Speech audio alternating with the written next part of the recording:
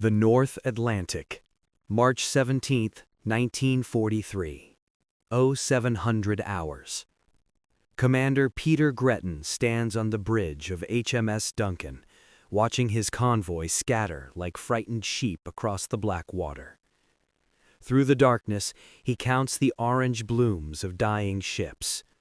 1, 2, 3, 4 explosions in 6 minutes. U-boat Wolfpack Rob Graf has found convoy HX-229, and the killing has just begun. The statistics are catastrophic.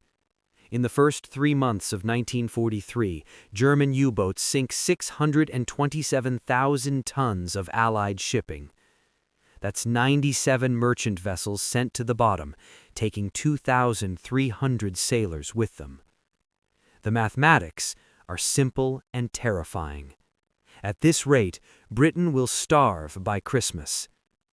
The Royal Navy throws everything at the problem: depth charges, sonar, escort carriers, aircraft patrols. Nothing works. The U-boats are winning. But what Commander Gretton doesn't know, what no one in the Admiralty knows, is that 200 miles away, in a freezing warehouse in Liverpool, a 53-year-old herring fisherman with an 8th-grade education is about to solve the problem that has stumped every naval engineer in the British Empire. His solution is so simple, so obvious, that when he finally presents it to the Admiralty, the room will erupt in laughter. They'll call it ridiculous, impossible, a waste of precious wartime resources. They're about to discover they're catastrophically wrong. The German Type 7 U-boat carries 14 torpedoes. Each torpedo weighs 1,058 kilograms and travels at 44 kilometers per hour underwater. When it strikes a merchant ship's hull, the 280-kilogram warhead detonates with enough force to crack a Liberty ship in half. The ship sinks in minutes. Most crews never make it to the lifeboats. By March 1943, Grand Admiral Karl Donitz commands 240 operational U-boats in the Atlantic. His Wolfpack tactics are devastatingly effective. U-boats hunt in groups of 8 to 20 submarines, coordinating attacks through radio messages. When they find a convoy, they surface at night and attack from multiple directions simultaneously. The convoy's escort ships, usually 4 to 6 destroyers or corvettes protecting 40 merchant vessels, can't be everywhere at once. The British Admiralty has tried everything. They develop ASDIC sonar, but it only works when the U-boat is submerged and Wolfpack attacks happen on the surface at night. They deploy escort carriers with aircraft, but the mid-Atlantic gap, that vast stretch of ocean beyond land-based aircraft range, remains a killing ground. They add more escort ships, but Britain is already building destroyers as fast as the shipyards can work. They try zigzag patterns, radio silence, faster convoys. The sinkings continue. At the Admiralty's Anti-Submarine Warfare Division in London, the consensus is clear: there is no defense against a torpedo once it's in the water. Captain Roderick MacDonald, the division's chief engineer, puts it bluntly in a February 1943 memo. The torpedo travels too fast and too straight for any mechanical interception. Our only options are to sink the U-boat before it fires or to evade the torpedo through maneuvering. There is no third option. The Royal Navy's best minds agree. They've considered nets, barriers, explosive countermeasures, even trained dolphins. Everything fails the basic physics test. A merchant ship traveling at 11 knots cannot outrun a torpedo traveling at 24 knots. A net strong enough to stop a 1,500-kilogram projectile would be too heavy for any ship to deploy. The mathematics are irrefutable. The numbers tell a grim story. In 1942, U-boats sink 1,060 Allied ships, totaling 6.2 million tons. That's more tonnage than American and British shipyards can replace. Prime Minister Winston Churchill will later write, "The only thing that ever really frightened me during the war was the U-boat peril." In March 1943, that peril reaches its peak. If the Allies cannot stop the bleeding in the Atlantic, Operation Overlord, the planned invasion of France, will be impossible. Without merchant ships to carry troops, tanks, ammunition, and fuel across the Atlantic, there can be no second front. Germany wins. His name is Thomas Neville, though everyone in Liverpool's fishing community calls him Old Tom. At 53, he spent 40 years working herring boats in the North Sea. He has no engineering degree, no naval training, no formal education beyond elementary school. What he has is an intimate understanding of nets, currents, and the behavior of objects moving through water. Neville works at the Liverpool docks now, too old for the brutal work of deep-sea fishing. His job is repairing damaged cargo nets and maintaining the dock's equipment. It's unglamorous work that pays 17 shillings a week. He lives alone in a two-room flat near the waterfront. His wife died in 1940 during the Blitz. His two sons serve in the Merchant Navy. Every week, he waits for letters that sometimes don't come. On February 23, 1943, Neville is working on the dock when HMS Veteran limps into port. The destroyer has survived a torpedo strike, but just barely. The torpedo hit the stern at an angle, detonating against the hull's armor belt rather than penetrating deep into the ship's vitals. The damage is severe, but the ship stays afloat. Neville watches the dockyard crews examine the damage. He notices something the naval engineers don't. The torpedo's trajectory changed in the final seconds before impact. It didn't strike perpendicular to the hull. It hit at roughly 30 degrees, glancing off the armor rather than punching through. That night, Neville can't sleep. He keeps thinking about that angled impact. In his mind, he's back on the herring boats, watching his nets in the water. A herring net doesn't stop a fish by creating a solid wall. It stops the fish by tangling it, redirecting its momentum, fouling its fins. What if you could do the same thing to a torpedo? The idea seems absurd. A torpedo isn't a fish. It weighs over a ton and moves at 44 kilometers per hour. But Neville can't shake the thought. What if you didn't try to stop the torpedo? What if you just tried to turn it? Neville begins experimenting in a disused warehouse near the docks. He uses his own money, 3 months of savings, £12 total, to buy steel, cable, chain links, and buoys. He works at night after his dock shifts end. The warehouse is unheated. His fingers go numb as he splices cable and tests knots. His design is deceptively simple. He creates a net made of steel cable suspended vertically in the water by buoys at the top and weights at the bottom. The net hangs 20 meters from the ship's hull, parallel to it. The cables are spaced 1 meter apart, wide enough that a torpedo can pass between them, but close enough that the torpedo's fins will catch on the cables. Here's the crucial innovation. Neville doesn't try to stop the torpedo, he tries to deflect it. When the torpedo's fins catch the cable pulls tight and swings the torpedo sideways. The torpedo's own momentum works against it, turning it away from the ship. If the angles work correctly, the torpedo should pass harmlessly along the length of the hull, or even turn back toward its launching point. On March 12, 1943, Neville conducts his first test in Liverpool's King's Dock. He builds a small-scale model using a weighted cylinder as a torpedo and a miniature version of his net. The cylinder weighs 5 kilograms and travels at roughly the same speed to ratio as a real torpedo. He releases the cylinder toward a floating target. It hits the net. The cables catch the cylinder's fins. The cylinder spins sideways and misses the target by 2 meters. It works. Neville runs the test 17 more times. The net deflects the cylinder 16 times. Only once does the cylinder break through, and that's because Neville deliberately weakened the cable to test the system's limits. Neville takes his results to the Liverpool Port Authority. The harbor master, Commander James Whitley, listens to Neville's explanation for exactly 4 minutes before cutting him off.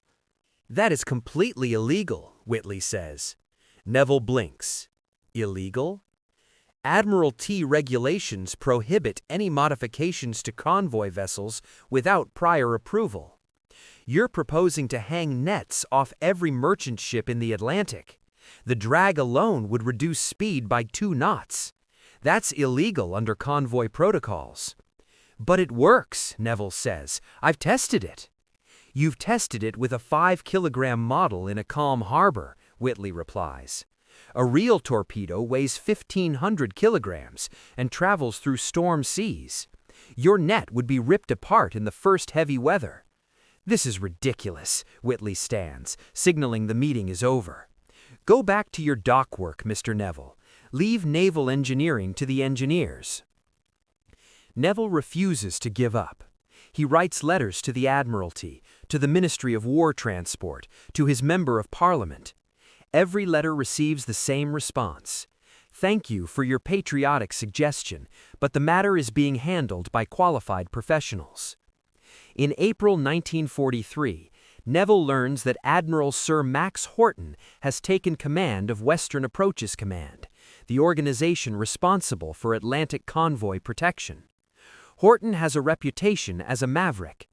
During World War I, he commanded submarines and earned the nickname Max of the Mayhem for his aggressive tactics. If anyone will listen to an unconventional idea, it might be Horton. Neville travels to Western Approaches Command headquarters in Liverpool.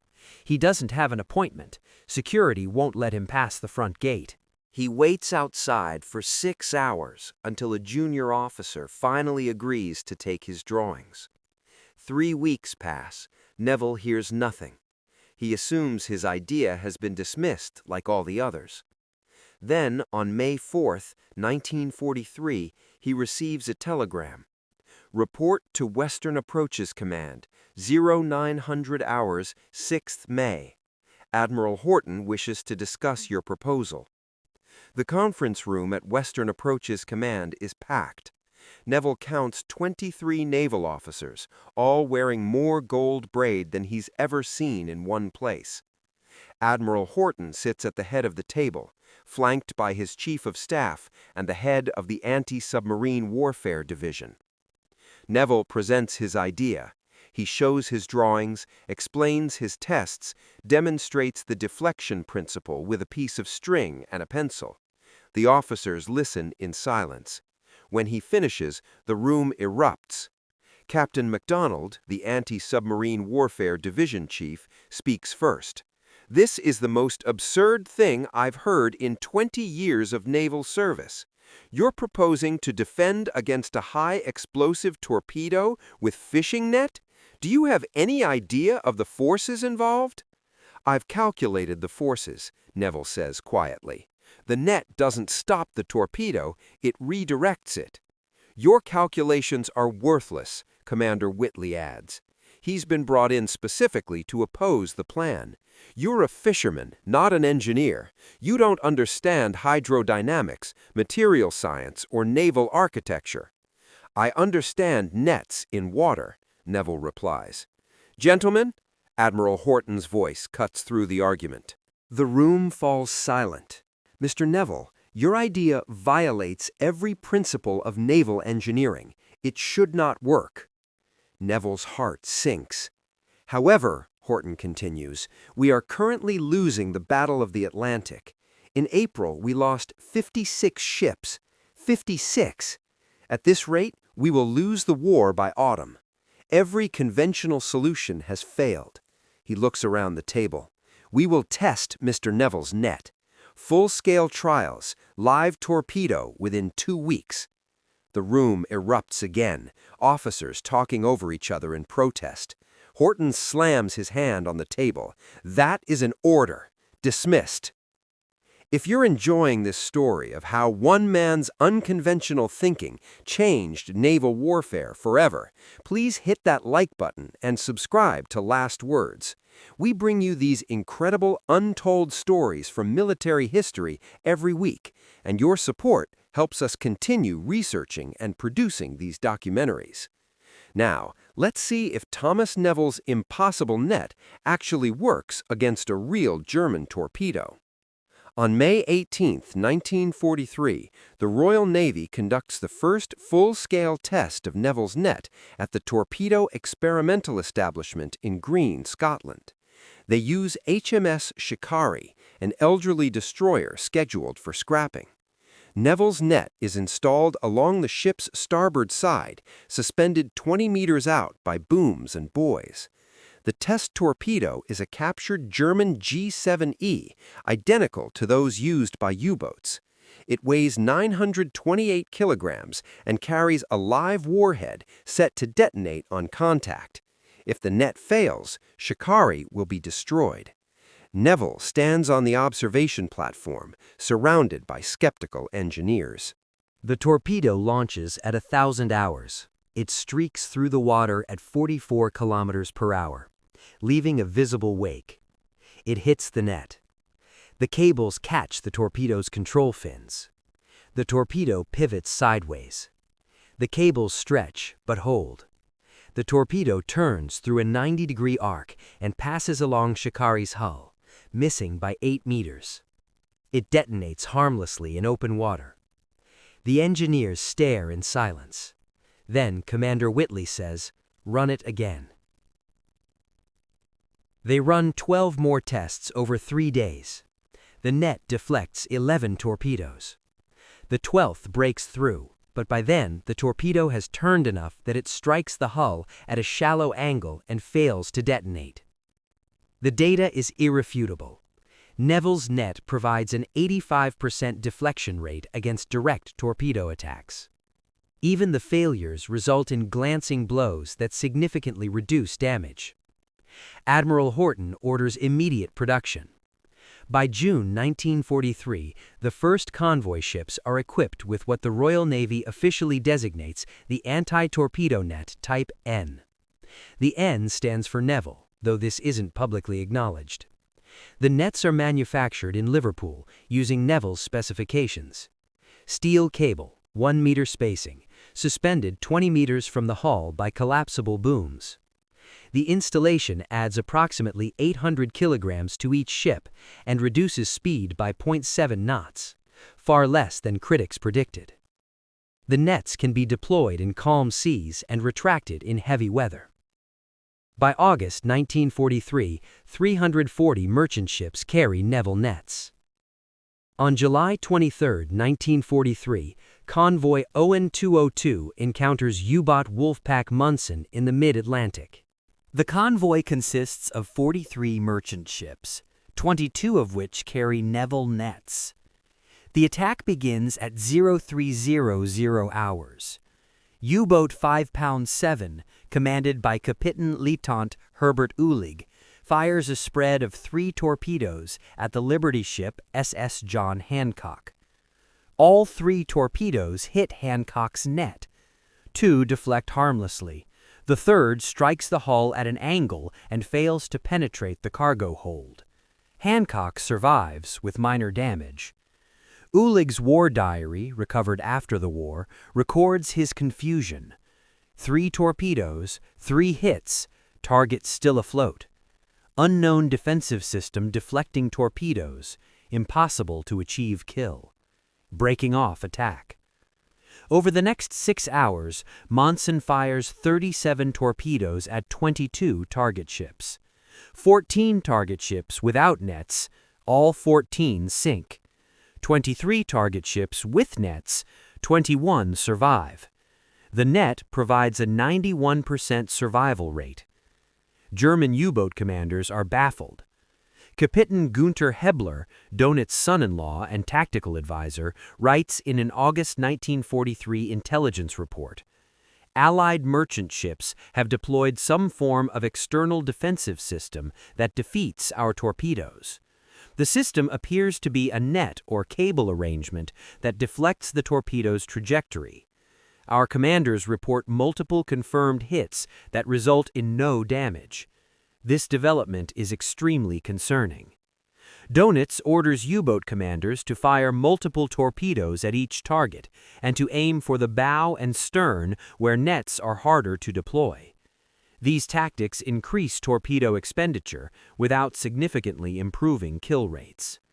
By September 1943, U-boats are running out of torpedoes before they can sink enough ships to justify the patrol.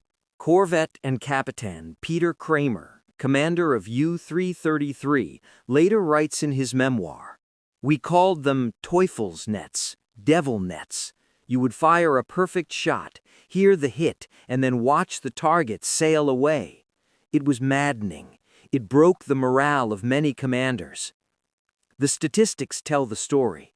In the 3 months before Neville nets are deployed, March-May 1943, U-boats sink 142 merchant ships in the North Atlantic. In the 3 months after widespread deployment, August-October 1943, they sink 51 merchant ships. Of those 51, 43 are unprotected vessels. Only 8 ships with Neville nets are sunk, and most of those succumb to multiple torpedo hits or attacks on unprotected sections. The Royal Navy estimates that Neville nets directly save at least 91 ships and approximately 3,200 merchant sailors' lives between July 1943 and May 1945. The nets also force U-boat to expend more torpedoes per kill, reducing their operational effectiveness and forcing them to return to base more frequently. Admiral Horton writes in his official report, "The anti-torpedo net represents the single most effective defensive innovation in the Atlantic campaign. It has fundamentally altered the tactical equation in our favor." Before we continue with the incredible conclusion of Thomas Neville's story, I want to remind you to hit that subscribe button if you haven't already. We're working on more stories like this one, tales of ordinary people who changed the course of history through innovation and determination. Your subscription helps us keep bringing you these amazing stories. Now, let's find out what happened to the humble fisherman who saved thousands of lives. When the war ends in May 1945, the Royal Navy has equipped 2,470 merchant ships and 134 naval vessels with Neville nets. The system is credited with deflecting at least 450 torpedo attacks and directly saving 91 ships. The indirect effects, forcing U-boat to change tactics, expend more torpedoes, and abandon attacks, are impossible to quantify, but certainly save hundreds more vessels. Thomas Neville receives the Order of the British Empire in June 1946. The ceremony takes place at Buckingham Palace. King George V, VI personally pins the medal to Neville's jacket and says, "Your nets saved more sailors than we can count." Neville's response, recorded by a palace aide, "I just wanted my boys to come home safe, Your Majesty." Both of Neville's sons survived the war. They're both at the ceremony wearing their Merchant Navy uniforms. In 1947, the Liverpool Merchant Navy Association holds a dinner honoring Neville. More than 300 merchant sailors attend. Captain Harold Waters, who commanded SS John Hancock during the 0202 attack, speaks. "Mr. Neville never went to sea during the war. He never fired a gun or dropped a depth charge, but he saved more lives than any destroyer captain in the fleet. My ship took 3 torpedoes and survived because of his nets. My crew of 43 men went home to their families because of his nets. We owe him everything." The room erupts in applause. Neville, sitting at the head table, wipes tears from his eyes. The anti-torpedo net Type N remains in limited use today. Modern versions use synthetic materials instead of steel cable and incorporate active sonar sensors, but the basic principle, Deflection, rather than absorption, remains unchanged. The U.S. Navy uses updated Neville nets to protect aircraft carriers and amphibious assault ships in hostile waters. The Royal Navy used them during the Falkland War in 1982. Naval architects now recognize Neville's insight as a fundamental principle of defensive design. You don't need to stop a threat completely if you can redirect it enough to prevent critical damage. This principle influences modern reactive armor on tanks, angled hull designs on warships, and even the sloped armor on spacecraft. The Imperial War Museum in London displays an original Neville net in its Atlantic Battle exhibition. The placard reads, "This simple device, invented by a fisherman with no formal engineering training, helped turn the tide in the Battle of the Atlantic.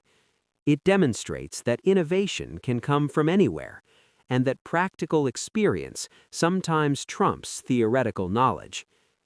Thomas Neville never sought fame. He refused interviews, declined to write a memoir, and turned down multiple offers from manufacturers who wanted to use his name to sell commercial fishing equipment. He returned to his job at the Liverpool docks after the war and worked there until his retirement in 1955. He died in 1961 at age 71. His obituary in the Liverpool Echo runs just 4 paragraphs. It mentions his OBE and notes that he contributed to the war effort, but doesn't explain how. Most of his neighbors never knew what he'd done. But the merchant sailors knew. At his funeral, more than 200 former Merchant Navy personnel attend.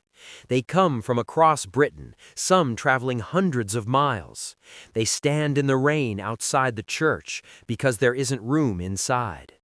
Captain Waters gives the eulogy. His final words: "Tom Neville never commanded a ship or fought a battle, but he won the war in the Atlantic as surely as any admiral. He proved that one person with a good idea and the courage to fight for it can change history.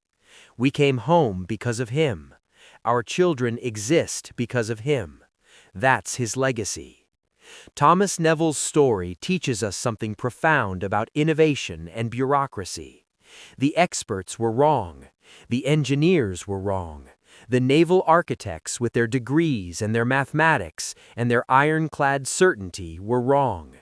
They were wrong because they approached the problem with assumptions that limited their thinking. They assumed a torpedo defense had to stop the torpedo. They assumed the solution had to be complex. They assumed expertise required formal credentials. Neville succeeded because he thought differently.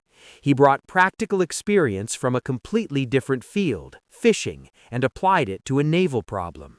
He didn't try to build a stronger wall, he built a better net. His innovation wasn't about superior technology or greater resources. It was about seeing the problem from a new angle. In the end, the Battle of the Atlantic was won by many factors: improved sonar, escort carriers, code breaking, long-range aircraft, and sheer industrial production.